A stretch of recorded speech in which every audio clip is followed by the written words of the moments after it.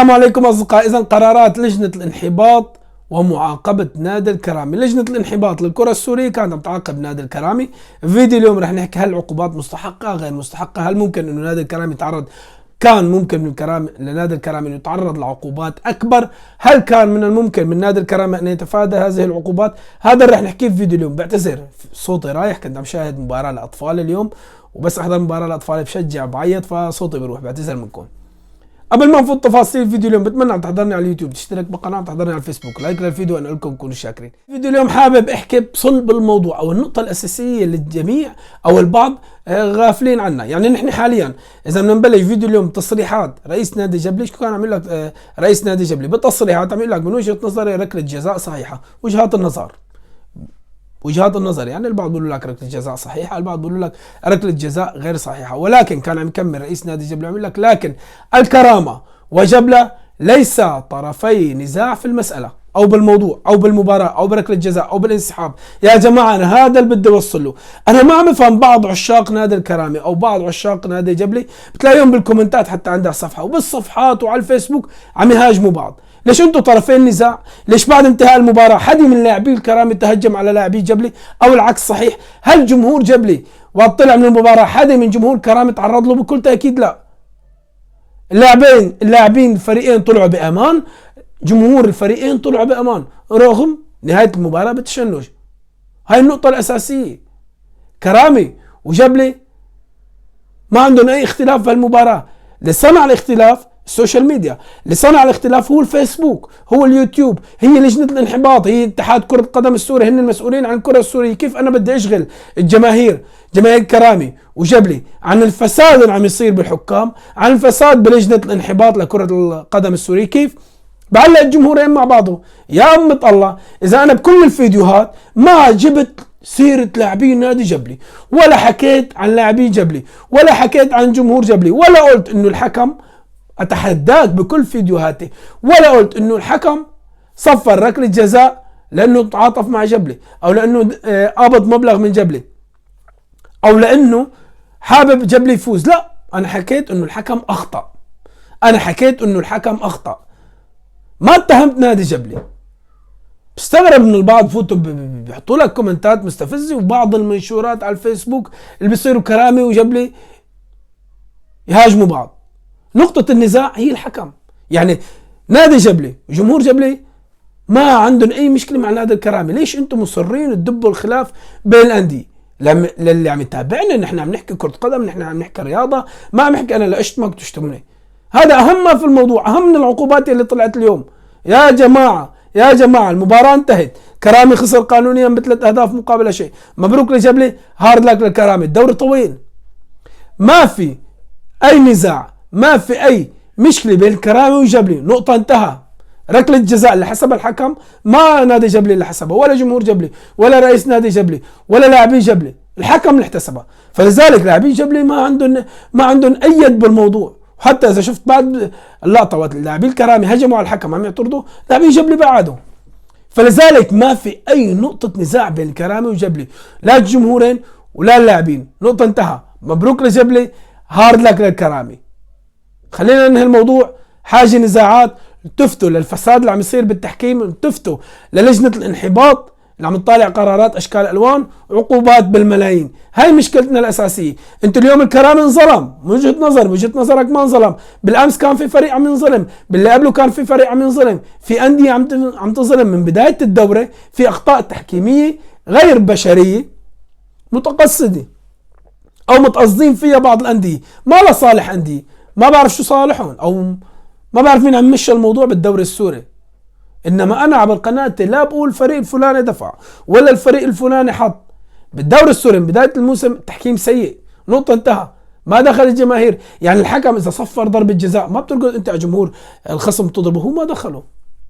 وطبعا ما بتضرب الحكم، بس ما دخله.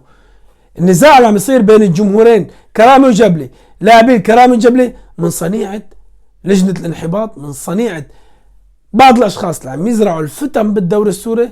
مشان شو؟ مشان تبتعد الانظار عن التحكيم، وتبتعد الانظار عن اللجنة وعن اتحاد كرة القدم. شغل ببعض، يلا اشتغلوا ببعض، سبوا بعض على الصفحات الفيسبوك، سبوا بعض اخواتي. للاسف يعني هذا الواقع. لما الحكي اللي عم يحكي اليوم اهم من العقوبات. هلا خلينا نفوت بالعقوبات.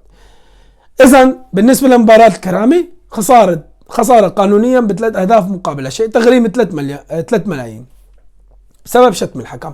اقامه المباراه القادمه بدون جمهور. توقيف عبد الملك عنيزان مع غرامه 500,000 ليره سوريه، بالاضافه لتامر حاج محمد، مصعب الحوس، ومام بسمره. 3 مباريات راح يتوقفوا. يعني ما بعرف ليش ما وقفت المصور فرد مره، يعني كل اللاعبين ليش ما وقفت المصور. توقيف اداري الكرامي اياد مندو، مباراه رسميه بسبب تهجمه على الحكم. طيب هاي عقوبات اللاعبين. تغريم نادي الكرامي بقيمه محفظه خاصه باحدى سماعات الحكم. يا عيني هاي كبيره. تغريم نادي الكرامي بقيمة محفظة خاصة بإحدى سماعات الحكم. سيدي دور بجيوبه للحكم.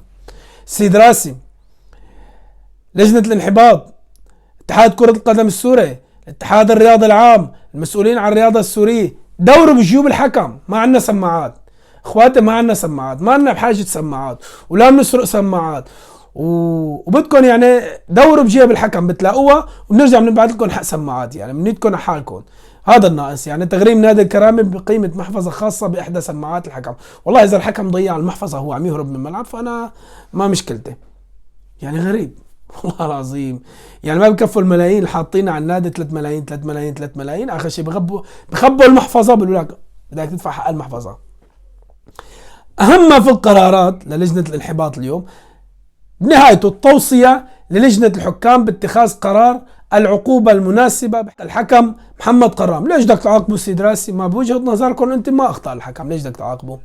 طيب ليش بدك تعاقبه؟ انا بقول لك للتناقض في اقواله. هلا بالنسبة لاقواله الحكم محمد قرام كان يبعث تقريرين الى لجنة الانحباط او اتحاد كرة قدم. تقريرين. التقرير الاول بيقول فيه انه انا نهيت المباراة لانه الجمهور ضرب حكم المساعد او حكم الراي وما قدرت اكمل المباراة، والمباراة غير آمنة لا تستوفي شروط أو قوانين كرة قدم أو حماية الحكام فما قدرت أكمل المباراة. هاي التقرير الأول. رجع بعد التقرير الثاني كان عم يقول تعديل